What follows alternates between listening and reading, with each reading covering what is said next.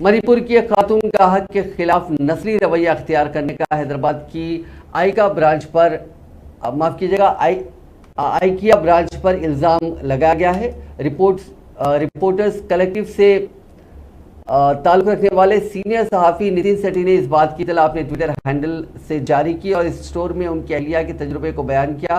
सेठी ने कहा कि उनकी बीवी जिनका ताल्लुक मणिपुर से है, उनकी तलाशी ली गई और जब इस बात पर सवाल किया गया तो स्टोर के स्टाफ ने इस कदम का दिफा किया। सेठी ने कहा कि सिर्फ उनकी अहलिया जिन्होंने अशिया खरीदी थी उनकी तलाशी ली गई। सुपरवाइजरी स्टाफ इस नस्ल परस्ती का दिफा करने के लिए आगे आया। उन्होंने कहा कि इस तरह के इंटरनेशनल स्टोर में नस्ल परस्ती का वाकया पेश आया है। सेठी की बीवी ने भी ट्वीट करते हुए इसे रेसिज्म वाला कदम करार दिया।